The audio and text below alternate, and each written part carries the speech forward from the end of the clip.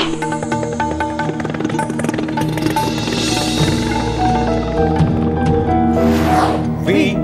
the people of India, having solemnly resolved to constitute India into a sovereign, socialist, secular, democratic republic and to secure to all its citizens.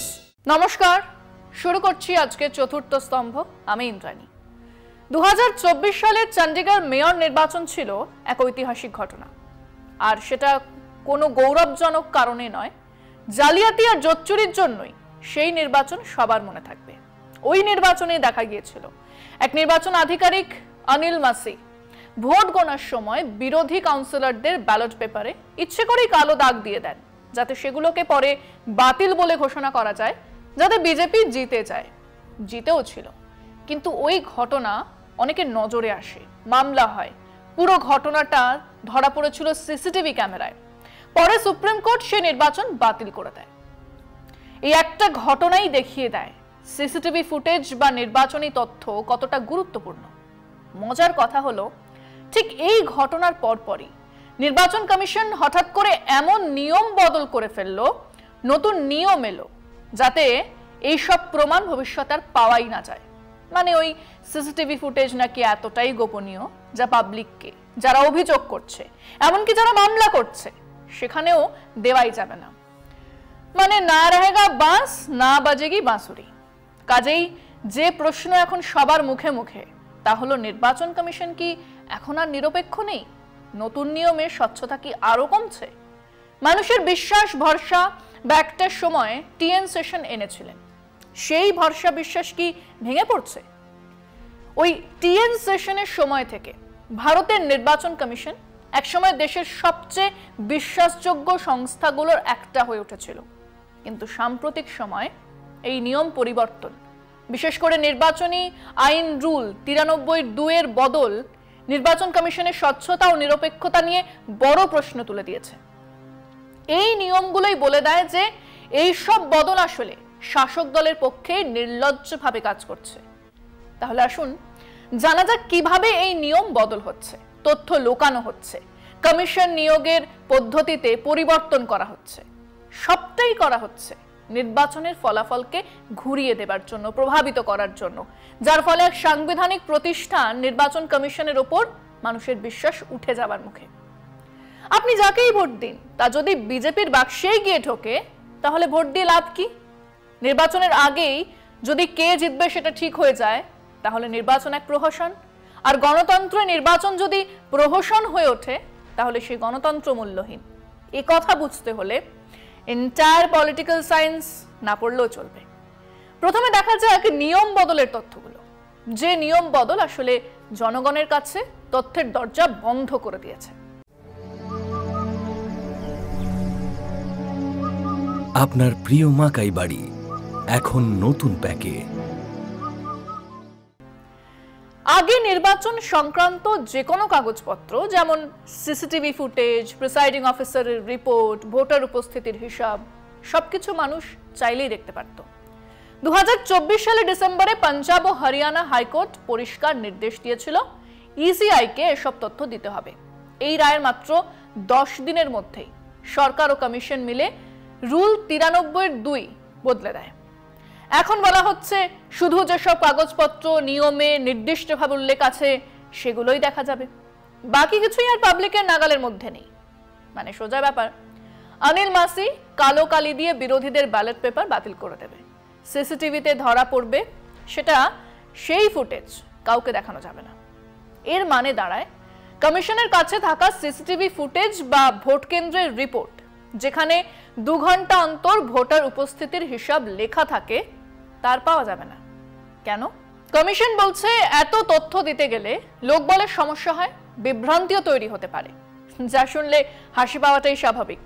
গণতন্ত্রের স্বচ্ছতা মানে শুধু আইনগত প্রয়োজন না, এটা নাগরিকের অধিকার, যা বিশ্বাসের ভিত্তি তৈরি করে।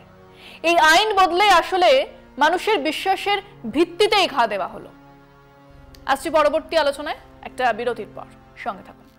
এই সমস্ত নতুন নির্দেশ আর নিয়মের ফলে ধারাবাহিকভাবে গোপনীয়তা বাড়ছে, স্বচ্ছতা কমছে। আদালতের আদেশের 10 দিনের মধ্যে নতুন নিয়ম চলে এলো। কিভাবে, কারা করলো? আসলে এই নিয়ম পরিবর্তন এত দ্রুত হয়েছে যে তাতে সন্দেহ জাগছেও।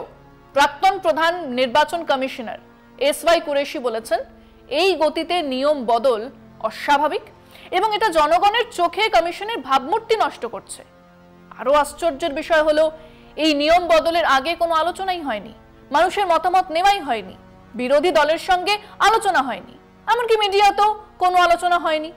হঠাৎ এক সকালে হুকুম জারি হয়ে গেল। কমিশন একদিকে ভোটারদের অনিয়ম রিপোর্ট করতে বলছে, ভোটের আগে অনেক টাকা খরচ করে বিজ্ঞাপন দিয়ে বলা হচ্ছে অনিয়ম থাকলেই জানান, অথচ যখন সচেতন নাগরিকরা নথি চাইছেন তখন কমিশন বলছে এগুলো স্ট্রং রুমে আছে, দেওয়া যাবে না। এই যুক্তি একেবারেই হাস্যকর, কারণ রাজনৈতিক দলকে জানিয়ে স্ট্রং রুম খোলা যেতেই পারে। অনিয়মের খবরে স্ট্রং রুম খোলার উদাহরণ ভুরি ভুরি আছে। স্বাভাবিকভাবেই এক সময় যে নির্বাচন কমিশনের কোনো বিশ্বাসযোগ্যতা ছিল না, কেউ জানতোই না নির্বাচন কমিশন বলে কিছু আছে, সেই একটা প্রতিষ্ঠান যে কত গুরুত্বপূর্ণ তা বুঝিয়েছিলেন টিএন সেশন। তিনিই এসে চালু করেছিলেন এপিক কার্ড, মানুষের বিশ্বাস জন্মেছিল। সেই জনগণের বিশ্বাস আজ ভেঙে পড়ছে। কমিশন আগে ছিল একটা খোলা বইয়ের মতো, সবাই জানতো কি হচ্ছে। এখন সেই বিশ্বাস আর নেই। ভোটার উপস্থিতির একমাত্র সরকারি নথি ফর্ম 17C এখন আর জনগণের হাতে আসছে না। কমিশন বলছে এটা শুধু ভোটিং এজেন্টদের দেওয়া হয়, কিন্তু প্রতিটি বুথে বিরোধী দলের এজেন্ট থাকে না, অনেক সময় থাকতেই দেওয়া হয় না। সেক্ষেত্রে মানুষ দাবি করতেই পারেন আমাদেরও দিন ফর্ম 17C। নির্বাচন কমিশন দেবেন না বলে জানিয়েছেন, কাজেই নাগরিকরা নিজেরা সংখ্যা মেলাতে পারছে না। এতে মানুষ ভাবছে হয়তো ভুয়ো ভোট পড়েছে বা পরে গুনতির সময় কারচুপি হয়েছে। আর এই ভাবনা গণতান্ত্রিক ব্যবস্থার উপর থেকে মানুষের বিশ্বাস তুলে দিচ্ছে। সময় আরো একটা বিরতির। ভোটার তালিকা নিয়েও প্রচুর প্রশ্ন আছে। এটা আরো এক বিপজ্জনক দিক। ভোটার তালিকা নিয়ে কারচুপি আগেও ছিল, কিন্তু এখন এটা এক শিল্পের পর্যায়ে চলে গেছে।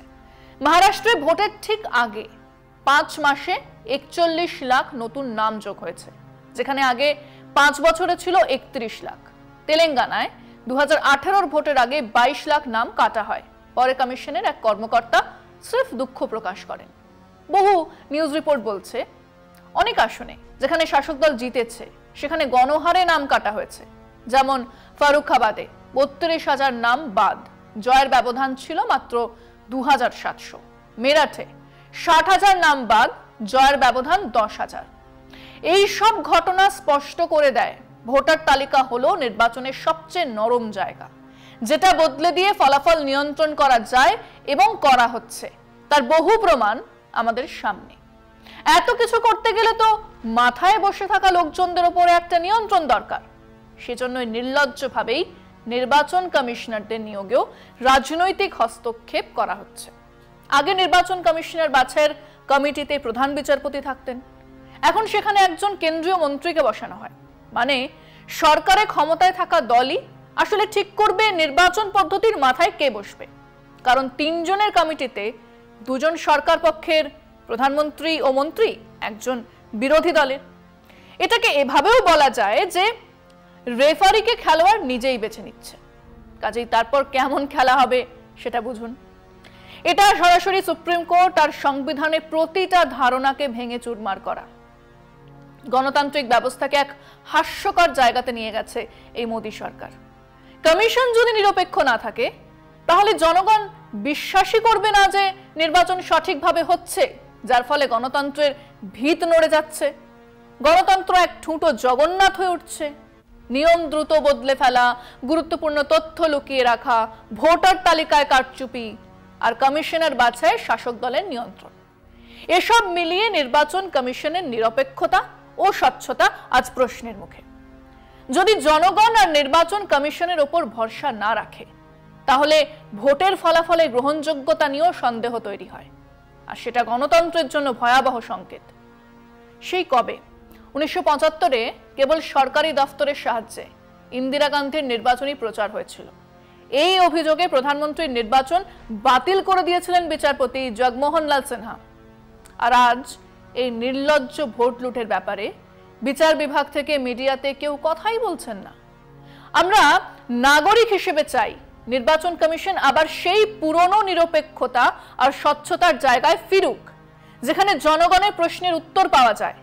আর ভোট মানেই হয় সত্যিকারের মত প্রকাশ। তা যদি না হয় তাহলে আমরা ক্রমশ এক আগ্নেয়গিরির মাথায় চড়তেই থাকব, যা আমাদের দেশে এক বিপর্যয় ডেকে আনবে। আজ এখানেই শেষ করছি। শুভরাত্রি।